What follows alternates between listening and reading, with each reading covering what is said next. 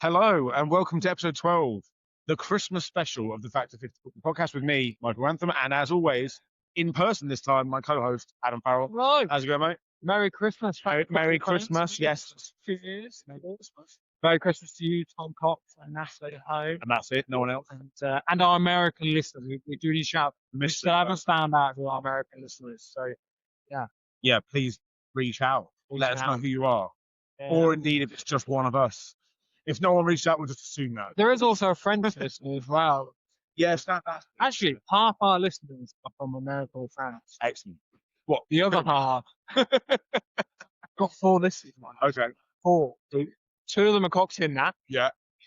The other Alright. 2 are in France and America. Big listenership. Big listeners. Yeah. So yeah, Excellent.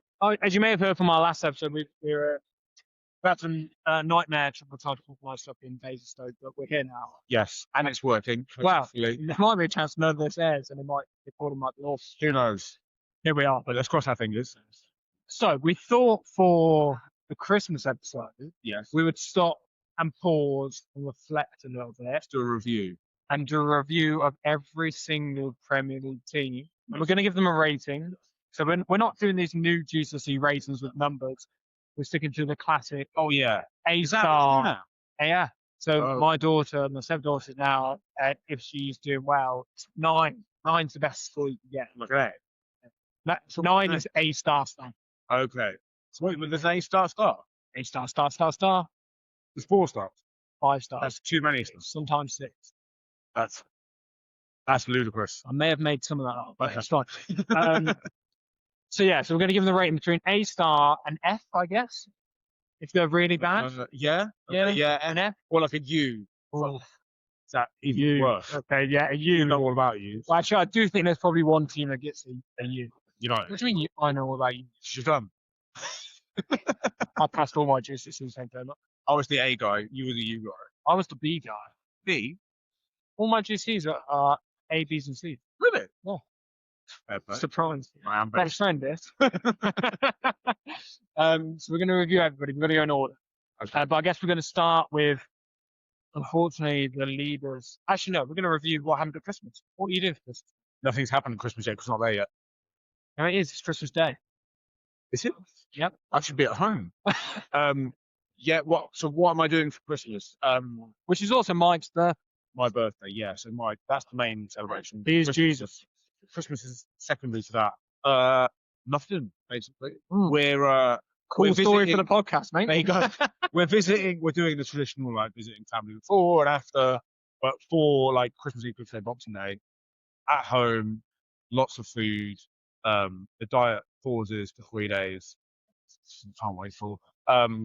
And yeah, we're just gonna have a lovely like chilled out, no traveling for those 3 days. Traditional at home Christmas, which I'm very excited about. Although having said it's gonna be relaxing, we have a 2-year-old, a 6-month-old, so it's gonna probably be carnage, but you know, I'm still very. I'm surprised you didn't decide to spend Christmas in Scotland. That is true. That was our backup option. Drive to Glasgow or Edinburgh. Yeah. But after the success of the last one, I thought let's leave it a while. Let's give that. Let's not long yet. Don't give the kids too much too early. Expect them something. Exactly. They. To be fair, since then, Hen's actually been good as well. With the like, wherever we've driven, he's slept. So when we went down to Devon a couple of weeks ago, admittedly nowhere near as long a journey, but it was like 2 hours, 2.5 hours. Yeah. Slept the whole way. So I guess shame he couldn't have done Yeah. that to Scotland. Yeah. So he's very much against the Scottish referendum. He's clearly anti-Scotland. He's Scotland out. Fair enough. But then we're in the World Cup. So, Yeah, that's true. What? So why are you? What's your Christmas plans? so why are you what you doing? Why are you here? Yeah, similar. Staying at home. Got kids. So that's good. I love Christmas. It's quite an perfect time of year. I'm excited for the break from work. It's the one time my work actually starts. Yeah. And we've been on doing some Christmas stuff. So also we saw Tom and Nat recently. Yes, she did. Yeah. They're very close to having their first baby. Right. Yeah.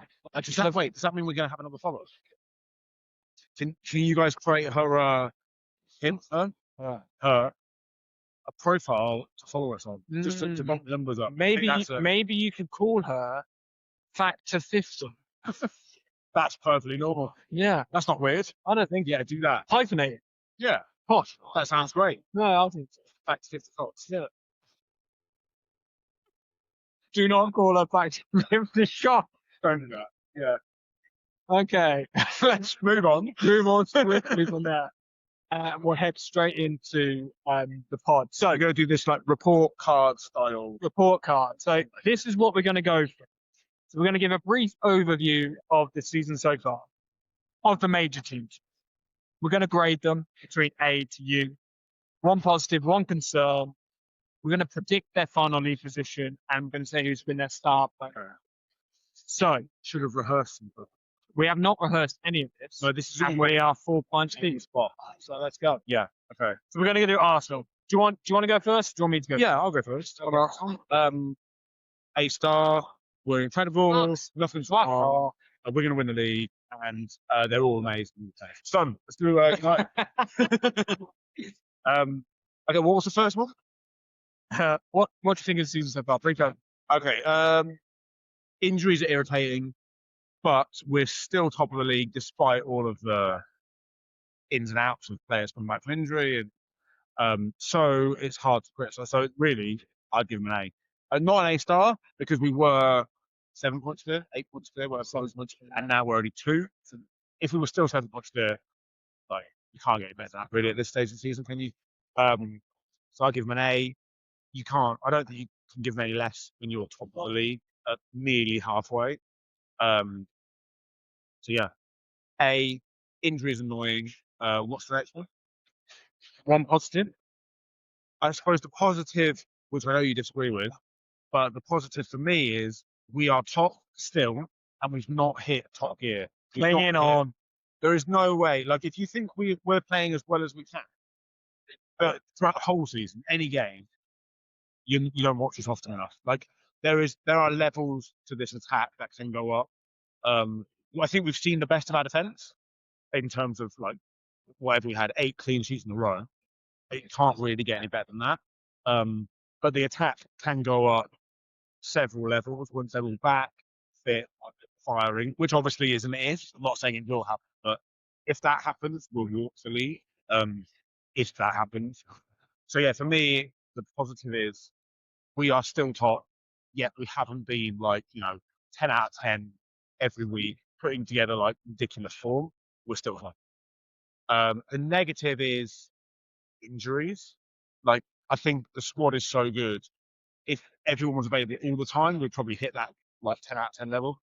The frequency of we're getting injuries, and also the positions we get injuries in. So it's not just like, you've lost a right winger, then a left back, and a centre midfielder. And it's all in one position at the same time. So we've had Gyökeres, Martinelli, all the Havertz, Jesus, all the forwards out at once. Now we've got Gabriel, Mosquera, Ben White, all out at the same time. Saliba as well was out. So it's like cluster injuries in the same part of the pitch, which have made selections have to, the starting 11 had to rotate, not just with fitness, because there's no one else fit left. So injuries are the big narrative for me. So what else we got? Final league position. First, I believe we're going to win the league. Easy. Do you genuinely believe that? Yes. Or are you hoping? I said in the last pod, if injuries carry on at this rate, I don't think we can win the league because you have to have your best players available for most of the games to win games. But I think that would be so unlucky if that keeps going. Like it's been shit injury form so far. I'm banking on players getting back to fitness and not the same thing not happening again. So yes, I do believe that. Yeah. And star player of the year so far. There's been a few, like before injury, Gabriel was up there for me, but I think in terms of consistency, because he's been on the pitch the whole time, you can't look past Declan Rice, can you? Like, he's arguably the most informed midfielder in the world at the moment. He can do kind of a bit of everything. He's taken his game from like West Ham days and added this ridiculous like he can pass it. His set piece delivery, like dead ball delivery, is up there with the best in the world. His carrying the ball, his physicality, his ability to like run in when 90+ minutes on the clock and do it game after game after game when everyone else is getting injured.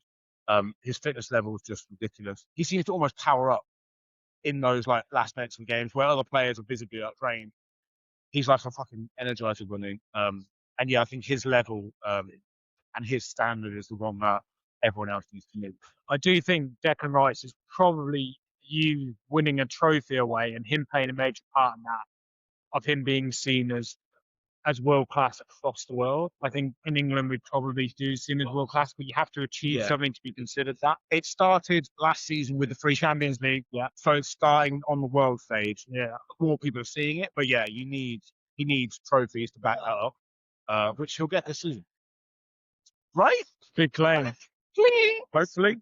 But yeah, like I think these players are too good to not have a fucking cabinet full of trophies. Like Rice, Saka, Gabriel, Saliba. There's so many, Odegaard, so many players who deserve lots and lots of league titles, European trophies. Like I think it'd be a real shame if they don't get them. And this season is a classic opportunity. So I believe that we're going to win. Okay. Yeah. Fine.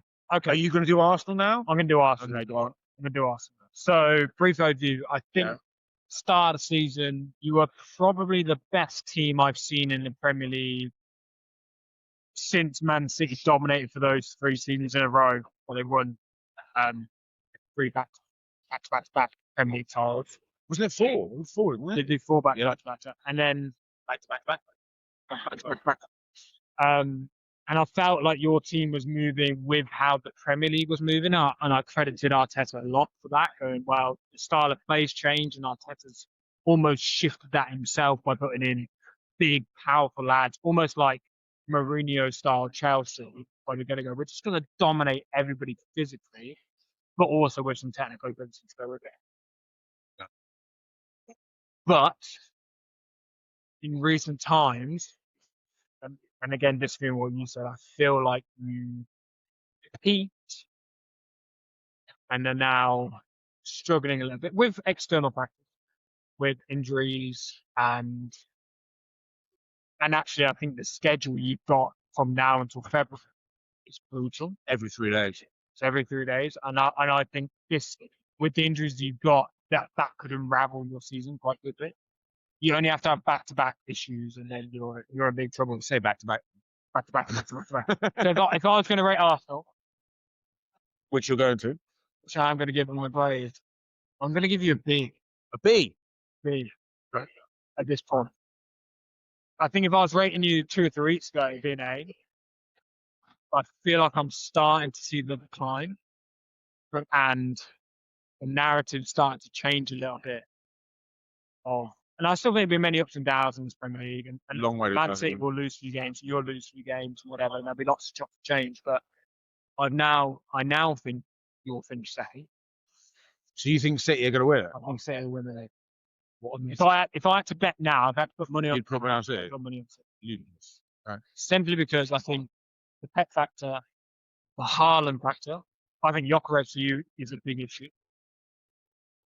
I think we spoke about in the first part of the season. It's good at Saka has to have a big year, and he's still having a big year. He's still amazing. So if you look at pure numbers, that still needs to go up a notch on output. Who do you want to win the league? Other than United, obviously. Well, we're knowing it. So if I'm honest, it pains me. You're going to say City, aren't you? Yeah, that's... because they've already done it. So you don't care. I want everyone to languish for the rest. Yeah. That's why everyone's been kind of happy for City to keep winning, I think. Because it's like, oh, well, they've won so many. Give them another one. Doesn't matter. Because then you can kind of justify your team not winning. Yeah. But when they don't win it and someone else takes that chance, like Liverpool last season, it's like, we should have done that. Well, look, this is the world I've lived in for the last 10 years since Fergie left. Like, misery. Man City, yeah. Man City winning. I really want Liverpool to win. Liverpool win. Yeah. So it doesn't mean you're not going to win. Yeah. I don't want you to win. If we look at a positive for Arsenal, I think you've been excellent so far. I think Arteta is a really good manager. I think even if you don't win the league, you should keep Arteta. I don't think there's anybody out there at the moment who would bring Arsenal on more than what Arteta would do. Yeah, agreed. Yeah. And I do think that you've got some key infrastructure where it will happen sooner or later. Like, and they're still young enough. Declan Rice, Saka, Gabriel, Saliba, Odegaard, Erdegaard. Calafiori, Timber, Raya. I think Timber, especially Calafiori, is still great. So there's like, it's not even a spine. It's like there are 11. 7 or 8 players where you go, well, they're going to get into most Premier League stuff. Yeah. One concern, I think, is Gyökeres. Who? Gyökeres. Gyökeres. What's his name? Gyökeres. Gyökeres. I think he's a big problem. A problem? Yeah. As in, he needs to start scoring, or just the way he plays? I think his output's been poor. I think that he was hailed as the solution. Give him time, and he scored a couple of goals. Obviously, I think of one goal where he'd sort of bundle past 2 people. Was it against Palace, was it? He bundled past some people in the box and scored a goal. Palace? Leeds? Forest? Might have been Forest, yeah. Early in the season. And you go, okay, well, he's got something there. He's got power. And we haven't seen that power. And you said in the last pod, he's in the box. But actually, if you look at his time at Coventry and his time at Sporting, where he's excellent at is running in space, you're going to have no teams who give you that space. We don't have that. Yeah. No teams. So I think he's like, people talk about Bundesliga tax, Portuguese tax. You're going to sign these players who are great in these leagues, who leave space in behind, who have no space in behind for him to do that. So I think he's going to be a big problem. If Havertz comes back and starts scoring, you might have a solution. Yeah, so I think the bigger problem is Havertz not being available, meaning Gyökeres has to play. Yeah. If we have Havertz and Gyökeres as a bench guy, or, you know, the right guy for the right game, brilliant. Because he gives us something completely different to Havertz and Marino and Jesus. But just having Gyökeres, where you have to play that way with that guy, that is a problem. That is, and you've seen it. We've struggled when he started up front to get him in the game. He doesn't do it. You're still not a crossing team in terms of like, what I mean by that is in terms of like early crosses into the box with height, which is what Gyökeres will like. Revs. Is that Gyökeres thrive on? Because he's a big guy and he can head the ball. But you don't really do that. Saka likes to get to the byline, pull it back. He's not good for an early cross.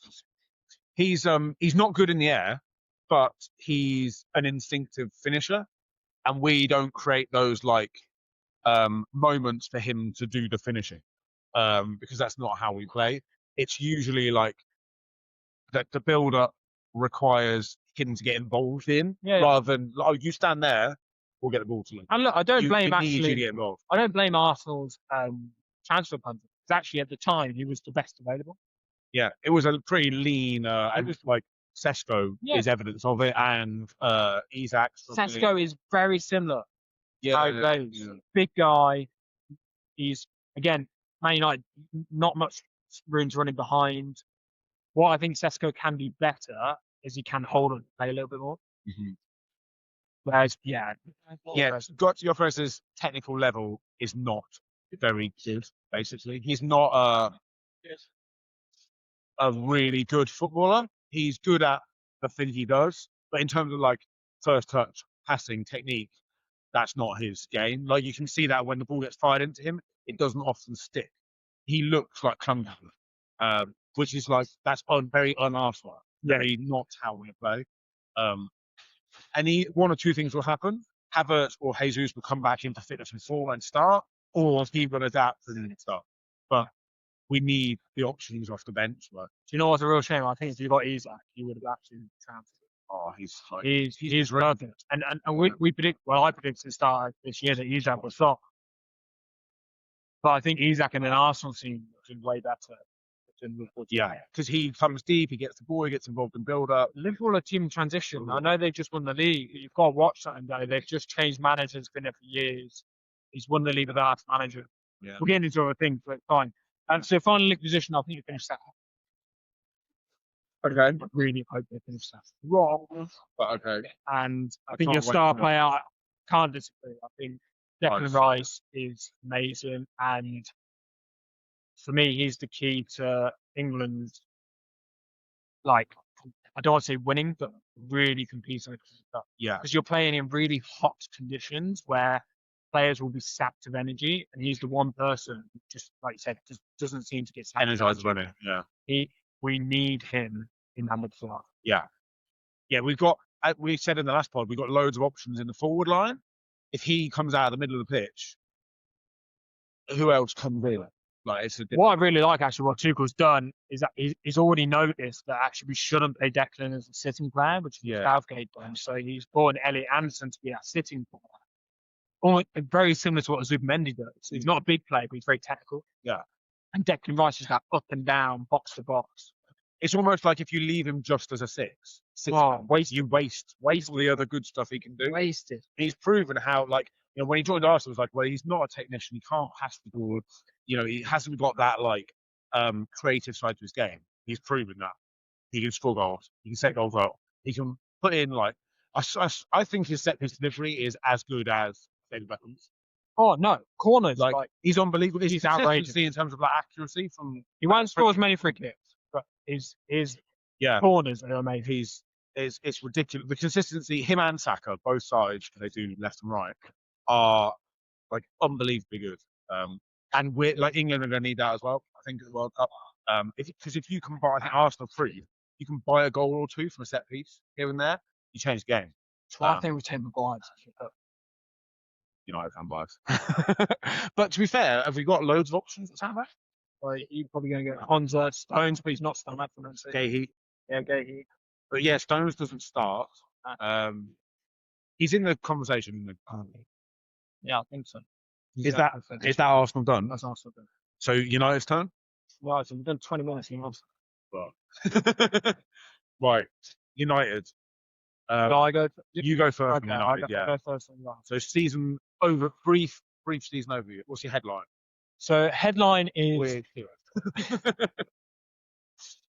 headline is better than last season. So I think I saw a stat recently to say I think we are maybe 7 points ahead of where we were last season, which doesn't seem like a lot, but it is progress.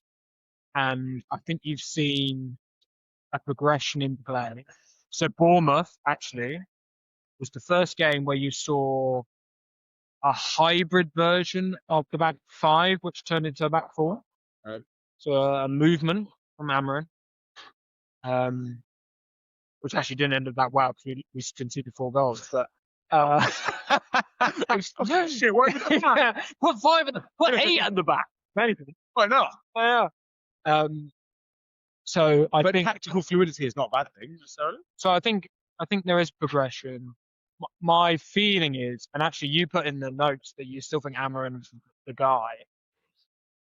I'm still not convinced. Really? On that. Okay. I still think we're putting a lot of effort into a manager which is totally changing the identity of the football club in terms of the style of play. And I get, as a football club, you need to adapt to the Premier League. And Arsenal are a living example of that, where it used to be like tiki-taka, like passing, and now you turn to big lads, powerful. You need to adapt. But I do think that, so you look at clubs like Barcelona, like their style of play built on Jordi Cruyff is like, they will never move from that. It goes all through the youth and into today. And I do think we're losing that identity a little bit. And you can see that with the youth today. One thing we didn't mention in the last pod was Kobe Mainoo. So his brother coming out recently changed free Kobe Mainoo. And I do worry about our youth. Not getting chances. I worry about the record of us not playing youth prospects as much. So I think there's worrying signs. There's progression, but there's worrying signs. Because you have a weird record of something, don't you, of like we've had an academy prospect in the squad every time. Every single time since, like, we're talking, like 80 years. They're still going now, right? Yeah, still going now. And there was a game recently where we only had one on the bench. Do you think he would dare to not that? No. You can't let that go, can you? That's where the board would intervene. Yeah. But it's like, it's almost got to a point where you're doing it just to protect the record, but actually it's not impacting. Yeah. Oh, do they deserve to be in the squad, or are you doing it because that is how you've done it? That's how you're doing it. And I think Kobe Mainoo, all the fans agree that he's the type of player who should be building the squad around. And actually, the system just doesn't suit Kobe Mainoo. Because where would he fit in? At the moment, he when he first came onto the scene, he was a sitter. So he plays a 6 or an 8. Sit down. Yeah, you just sit down. Just have a nice time. I mean, goal lines? just do the going in. Yeah. But actually, as time's gone on, you probably see him as more as an attacking 8 or another 10. Okay. So like Bruno. Yeah, but maybe not quite as advanced as Bruno, but a bit more technical in terms of keeping the ball. And you think if Bruno leaves next year, maybe there's a spot there, but Mason Mount might take that. So I think there's worrying signs. I think we're not there yet. Okay. What about a grade for this season so far? I'm going to grade it a D. A D. Okay. So I think a C for me is on par. A B is doing quite well. Yeah. An A is overachieving. Yeah. So I think a D for me is probably slightly underachieving. So I think if I was looking at this year and where we would finish, this is going to slightly contradict myself. I was like, if we finish top 10, it's probably okay, which is also a worrying sign as a Man United fan. I think that's okay. And we are 6th right now in the table. But every time we have a chance of getting progression or a challenge in top 4, we bottle it. So I think we will finish between 6th and 10th. Enjoy hearing that. I think we'll finish between 6th and 10th. Okay. What about, so pick a positive. Pick yourself up from the depth of despair. I'm going to suck. Yeah. What's been a highlight of the season? So I think highlight of this season is that actually the transfer window has been okay for you. Whereas before, our transfer window was good. I will caveat slightly by saying I think Mbeumo has been one of the best signings we've made in a long, long time. I think Cunha is becoming a bit of a cult hero in terms of his work rate, but he needs more output. Obviously, he scored in the last game, which we thought was the winner against Bournemouth. Sesko needs time, but I think there's a feeling that he could progress into something. He's young. Yeah, he could progress into something. So I think feels like we've made the right investment. So I think that's a positive. Okay. Yes. That is a positive. And Bruno's been a very good player, but we spoke in the last podcast, and we'll think he'll go. But yeah. So do we need to do negative, or have you already touched on that 17 times? I think there's lots of negatives that we probably touched. But that's positive. So your transfer strategy in the forward line. Yeah. What's the last one? Star player so far? Who's been the standout? Oh, I think Ryan Bruno is probably in the Is he a top scorer? Yeah, 5. Okay. I think maybe Bruno's just surpassed that. So Bruno in the last 3 or 4 games has been excellent, and his output's been really good. I think he's got 3 in the last 4. Right. But yeah, Brian Burl's been our best player. But obviously he's gone to AFCON now. How many games has he missed? I think he probably needs to 5, basically. So that's quite a lot. This time of year, month is a lot of game. Okay. And is that it? Is that his best player, the last one we're doing? Season prediction. Yeah. So if you're 6th now, where you said 6th to 10th, where do you reckon? I think we finished 7th. 7th. Is that Europa Conference League? Europa. You're gracing the conference. So if we get the 5th place Champions League, yeah, 6th is Europa, 7th is conference. Is that right? Yeah. Unless the winner of one of the cups is in the top 5, and then everyone gets bumped down. Yeah, something like that. Yeah. No. So if you get 7th to win European, but actually the Conference League doesn't do us any favours. I mean, this year we're supposed to be much better because we're not in Europe every week, and actually we've seen a small progression on that. But if you put us in Europe this year, we would be terrible. But not in the Conference League, surely, because you'd be paying like more. Our squad isn't that big. I think you take Brian Burma out, if Sesko's still injured and Sonya's injured, actually, who do we play in the front line? Ahmed's out. You have to rotate and play the kids. We actually don't have. Yeah. It's difficult, mate. Not everyone can win in Europe every week, can they? Yeah. Is that all of them for United? So, am I doing United now? Yeah. Okay. Yes, then. I'll whiz through mine then. What's the first one? Season over. Okay, so United. My headline is missed opportunity. I think because you've got a season where Liverpool have obviously faltered massively. Newcastle are like mid-table. Top mid-table. Spurs predictably terrible. Um, even City are doing quite well and not doing probably as well as they might hope to do. Villa and Palace having a good season. Brighton's having a good season, but I think the top five is like there for the taking if anyone wants to run together. And so I think United have a couple of draws that should be wins or losses that should be draws have missed a chance to be in that conversation. Not saying you can't get there because it's so packed, but so far it feels like you've just here's a chance you fucked it. Here's a chance you fucked like it's a missed. We've had one period all season where we've won 5 games of even. Yeah, you need those wins. That poor lad with his hair must be doing his fucking head in. If he could hold it upright anymore. But yeah, it feels like you've just missed like the chance to secure yourself in the top 4 or 5 in the league. So I'll say missed opportunities is my what we call it season summary so far. I'll give you a C. Okay, generous. I think you are where I expected you to be.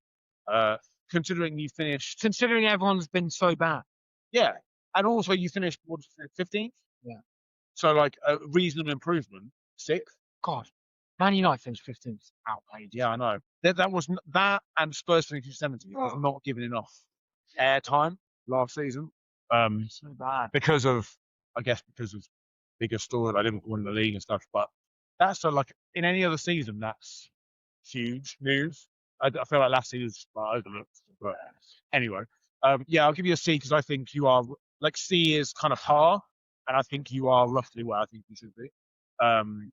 It makes sense. But I'm predicting 7th or 6th. So yeah. Positive would be. Oh God. Come on. Sure, you got loads. I share with the fans. I guess my positive is Amarim. I think after last season, the doubts obviously are very big. I think he is the right man because he doesn't come out after games where you haven't done very well and say, "Oh yeah, it was because of someone else. It was because of that." He takes full responsibility.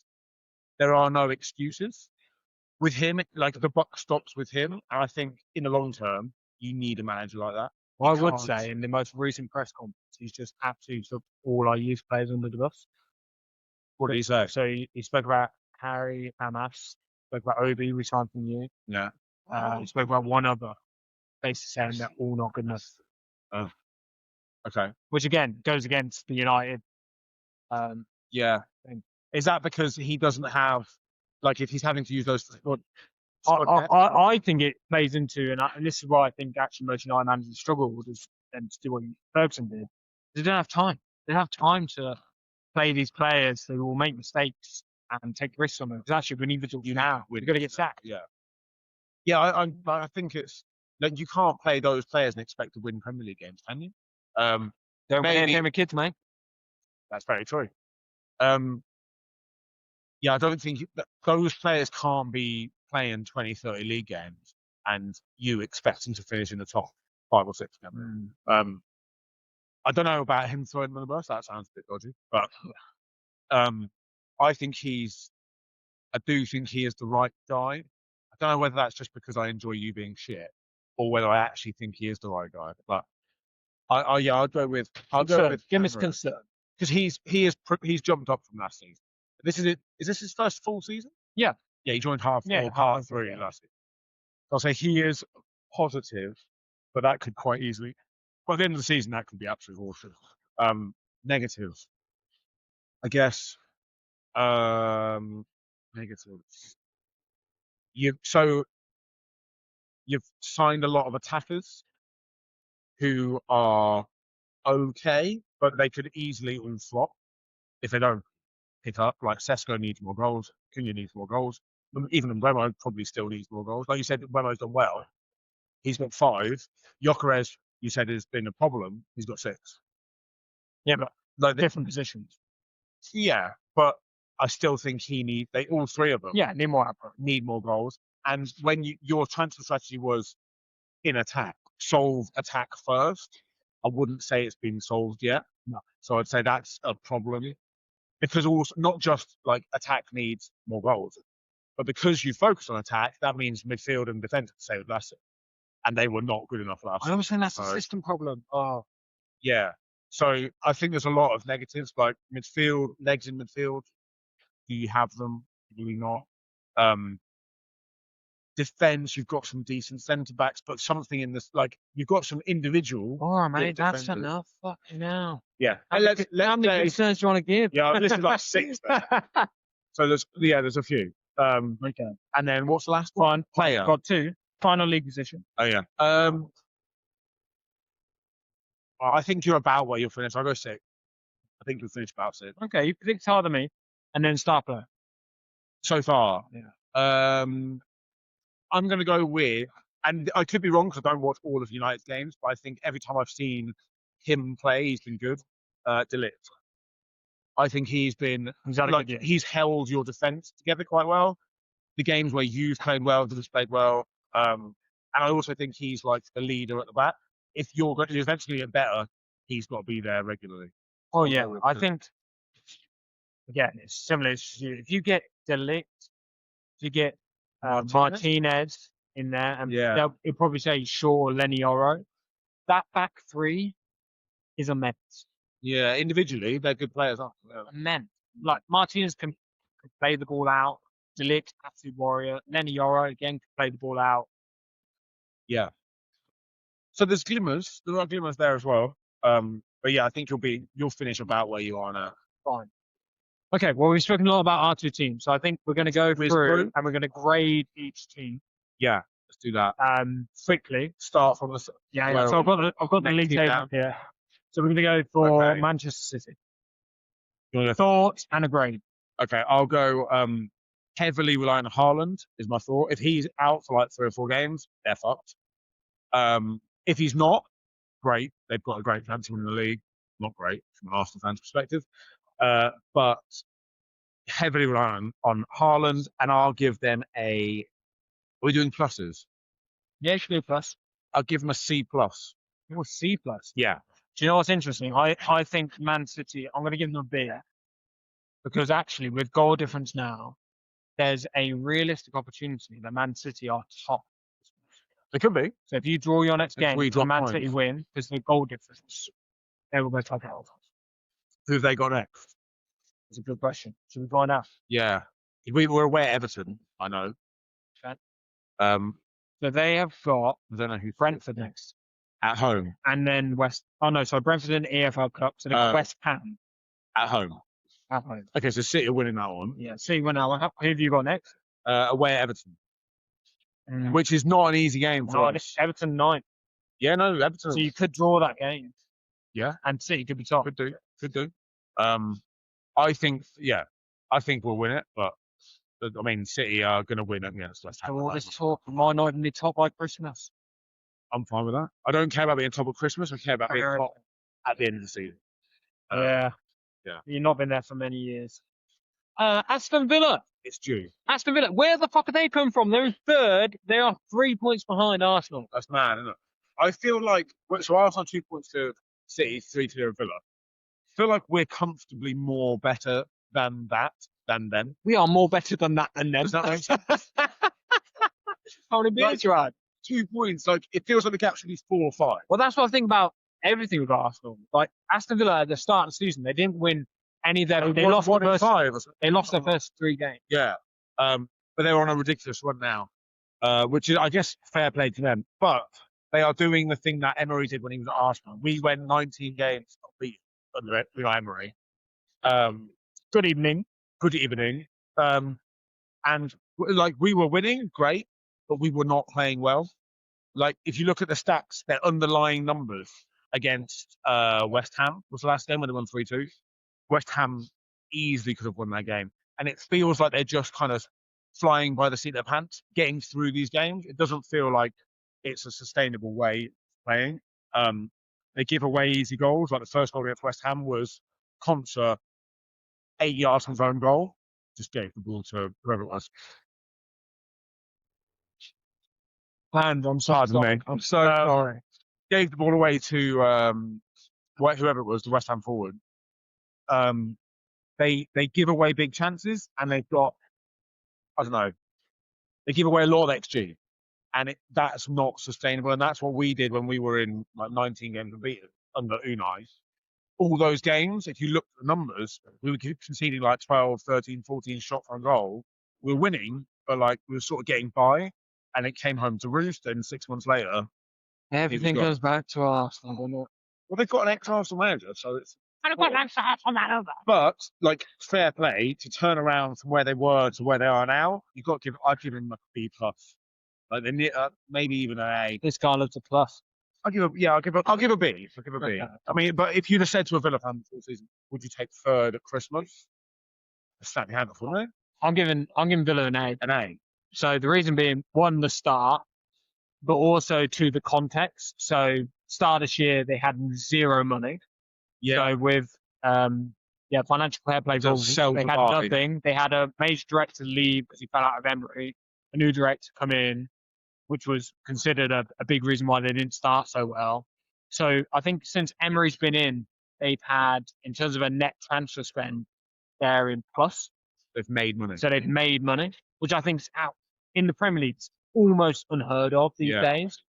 And to be competing and only be 3 points behind Arsenal at this stage, considering the start, again, if they drew a couple of those games or won one, they are literally on the same point. I think it's outstanding. So I think everything's an A. Okay. Chelsea next. Ooh. It's hard to summarise their season because they're so like hot and cold. 1 minute you can think you're hot, then you're cold. You're yes, then you're no. I feel like this team, you look at them and think one day they could win the league. And you look at them another day and think, are they staying up? Are they a Premier League team? Like they're very hit and miss. They've been affected by injury, but I think summary of season probably like inconsistency. I'll say. Because they've got so many young players. Like that's the difference between a young player and like an experienced player is you will get elite levels from young players, but not every week. Not every week. They are like they take time to get up to the level. They'll have weeks where they're just like the game passes them by. Chelsea have got too many young players, I think, to be in a serious like title challenge. So I'll say inconsistency is my season summary. I'll give them they're fourth. How many points behind are they? They're 8 points behind you. Ooh. Yeah. I'll give them a C. We'll give them a C. I was going to say C as well. Yeah. I think actually I never had them down as title contenders, and even though some people did, I think they were really consistent. I think Palmer's back second half of the season could be interesting. That is a good one, yeah. So I think that could be a game changer. He's obviously already scored. So, but we'll see. Yeah. I think they'll be top four, but I don't think they'll. You hit fourth. I think they'll finish fourth. Yeah. Okay. Maybe third if Villa. Yeah. Palace. 26 points. 10 points behind you, but in fifth place. Do you want to go first on Palace? Yeah, I'll do Palace. I think it's got to be an A for Palace. I think, again, fantastic achievement. Glasner's done great. He spoke a lot about the start of the season. How disappointed he was with the board, not investing. Because basically what they've got is got a great first team, but struggle behind that. Yeah. Their issue is now that Munoz is injured. So he's going to go for surgery. He's going to be out for a long time. So they're relying on, I think, a 34-year-old Nathaniel Klein to step into that, who did play very well in the last game. But I think an A, like fantastic achievement so far. If they finish anywhere near top six, like they are massively overachieving. Yeah. Like they continue to sell their best players. Zaha, they sold Eze. They'll get rid of Gay next year. Wharton will probably go. Wharton has been amazing. Elise has gone. And he's whipping it up. Unbelievable, yeah. So I think consistently great. I think you do have to watch out. So you look at someone like Brentford. I know they're not, probably won't be relegated, but they've had difficult seasons so far. Could end up like that. Yeah, I think I'd agree with an A. And I think as well, some of those games, so like the United game, the City game, they could have got points from those games. They lost both. Yeah. But they were unlucky to lose both games. My season summary would be like they're a couple of signings away from top 4. So, like, from a board perspective, if you're Glasner, I'd totally back him. You'd be like, give me these 2 or 3 players, and you will get Champions League football. Is there anybody you think if they should have signed? Could have signed? That's a very different question. I don't know. I think just more like better depth.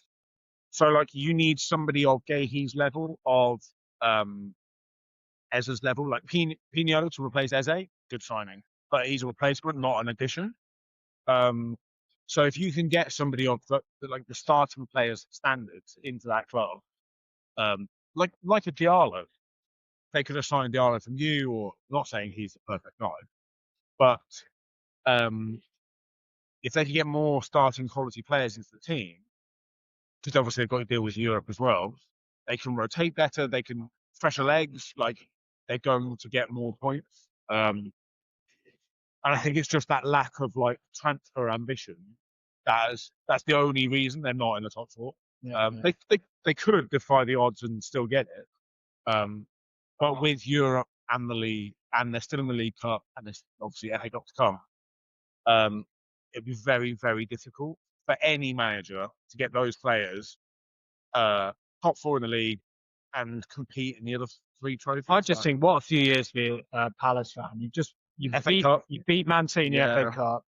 You've got yourself in Europe, and actually, Palace got demoted from Europa League to Conference League. And they should have got Europa League. Nottingham Forest snitches. Yeah, snitches, just stitches. And then again this year, even though they've got European competition, still competing. Yeah, fantastic. Still doing it, and didn't invest in the. Did they make money in the transfer market? Well, no, hardly anyone. I think, like, yeah, you got someone like Mateta who put him in any other team, I guarantee he's shit. Like, technically awful. Yeah, he's not. But he's a play to his strengths. I think that's Glasner being like tactically great manager. They speak so well. I love Glasner. Yeah, I predicted at the beginning of the season we would replace Hammer and Glasner. Let's think that now. But I think he's great. It would be a good appointment. He will get a big team too. Yeah. He'll leave at the end of the season after 3 years. Go somewhere big. So our last team in the top, we're going to do top 7 and we're going to do relegation. So we've got Liverpool. How low are we going here? Are we going F or U? Oh my God, I love it. Yeah. We're above Liverpool. Wait, are they? They're 7th. You're 6th. Yeah, we're on the same point. Oh, so we've done you. Well, we've got a bare goal difference, and we very rarely have goal. That's appalling. Yeah. We're +4, they're +2. Oh dear, Liverpool. Yeah, I'll give them a E. What are we going down to? E, whatever the lowest grade is. EFU. We go to U. I will give them a U because you are shit. You're reigning Premier League champions. You invest £500 million and you get that much worse. There's no, like, I know there's been issues with like Salah and Slot and whatever, using Trent and stuff. But if you spend that much money, you should sort those issues out on that transfer. What do you think they should have done better? Transfers. No, but that's easy to say. Playing? Or... So, in general, so you can say transfers, but like, well, what do you mean? They should have actually invested more in. So when they build up space around a guy they've lost, they've replaced him with a guy who has zero involvement in build-up. Or Frimpong. He's an attacker. He's giving the ball when you're up there, not giving the ball at the back and he'll progress it for you. So they needed to buy, in my opinion, another centre back, like a ball playing centre back, a 6 who can pass it. So, like, I know you hate me bringing it back to Arsenal. Martin Zubimendi would have been ideal for Liverpool. If they'd have bought like Zubimendi and Hincapié or Mosquera, they'd be absolutely sorted. If you'd trade, so we spent on those 3 players 80 million. Take the 80 million they spent on, or 80 million out of the money they spent on Isak, and buy those 3 players, they'd be top. Or like very, very nearly top. I think it's really easy to say that now. So what I will defend Liverpool's slide is you go, what's wrong with you? I know. Well, I won't kill myself. So what I will say is they spent money on players, apart from Frimpong, where you go, these players played in Premier League. These are proven Premier League players. So Isak. So Isak, proven Premier League goal scorer. Yeah. Hasn't scored any goals. Yeah. Kirkes, the best fullback in the Premier League probably last year. It was good. Yeah, it was good. Just failed in the system. Yes, Bert's a lot of money, Yeah. but you go, okay, he's going to get there. TK's got no Premier League experience. But he's actually the He's one done who's all right. done really well. Yeah, What was the last game he scored 2 goals? He's very good. they have at home. Liverpool? Whatever it was. Yeah, they won 2-0 at home, didn't they? Yeah. They're very good. So they got Tottenham next away. So they beat Brighton, Have they? which is good. So they got Tottenham away, Wolves at home, Leeds at home, Liverpool away, Arsenal away, They got Liverpool away, Harry. Leeds away. Yeah, so I just think you can't. I think if that was us, like if we'd won the league last season, the amount of piss taking that would be going on right now, we'd spent that much money and got that much worse. It would be like astronomical. Oh, Liverpool have had a lot of piss take. Have they? Yeah. Maybe it's because I'm not tuned into their social media stuff, but it's just like I don't think it's ever been. I know there's been seasons where the defending champions haven't done as well before. Well, Chelsea were 15th. Like Leicester when they tried to defend the title. Yeah, but that's all. It's like there's been defending champions who have done worse than this, definitely. But have there been defending champions who have spent this much and still done this badly? Like never. £500 million. It's just like it was like scattergun. It was like let's just buy whatever happens and see what happens and put it on a pitch and see what happens and like let's force Isaac and Bert into the team because we spent that much money on them. Like, well, it's funny. Even Jamie Carragher at the time was basically saying this is not what Liverpool should do, even though we need these players. It feels like Liverpool are entering into a Galactico. Era. And because obviously they've changed all the top dogs. Wow. Who was it? So Klopp left, and then is it Edwards who came back? Yeah. So Edwards fell out of Klopp. So Edwards left. Klopp had all control. Klopp's left, and Edwards come back. And you feel like that's failed a little bit. It has, yeah. I just think there's no like continuity between what the manager wants and who wants to pick and who they bought for him and how he wants to play.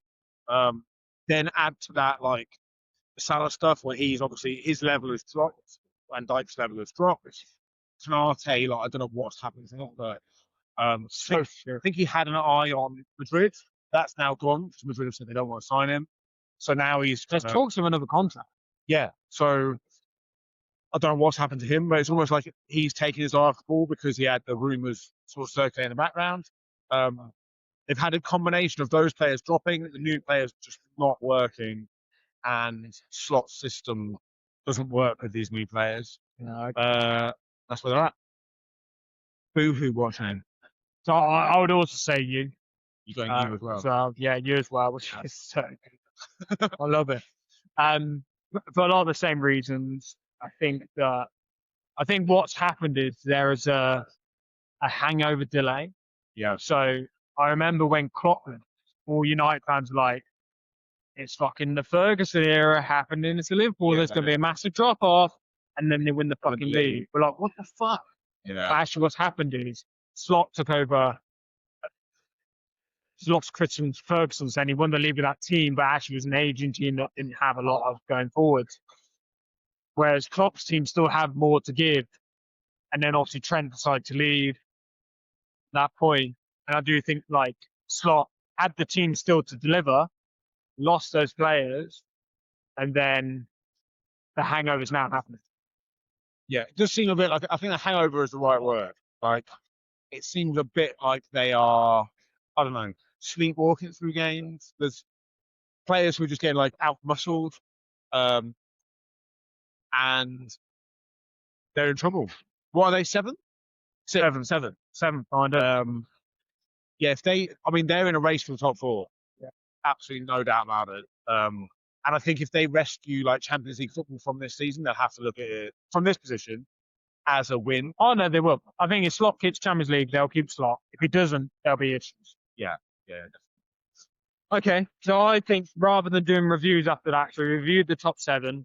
I think we just need to decide. We're going to predict who we think is going to get relegated. Okay. Yeah. So at the moment, we talk about the bottom 5. So we've got Wolves on 2 points.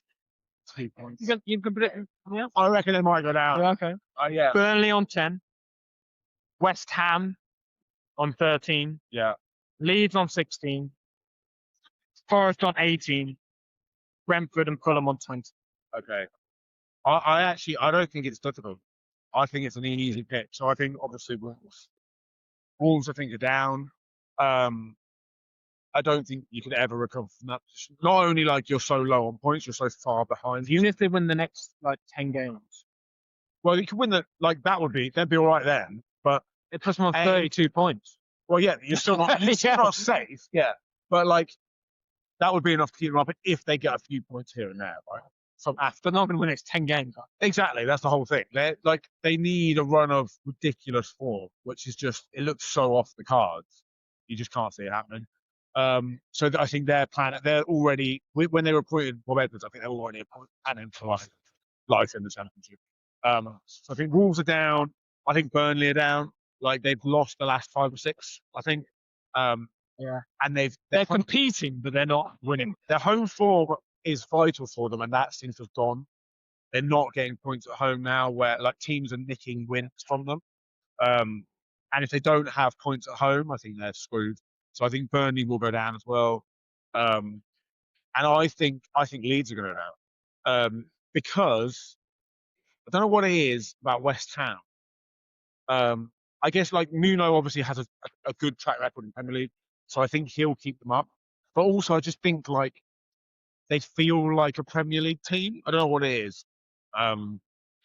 They've got players like Petter Bowen who are good enough to keep them in the league. If I look at Leeds, have they got similar level players? I can't pick. Like I don't think Calvert-Lewin is as good as Bowen. I don't think any of them midfielders are anywhere near West Ham.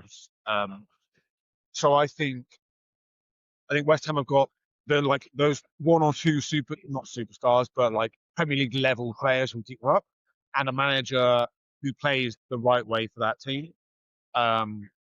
And I think Leeds, Daniel Farke, I just think they're too like inconsistent. They'll blow hot and cold. They'll get some good wins at home, so they'll challenge. I don't think they're going to just like drop like a stone.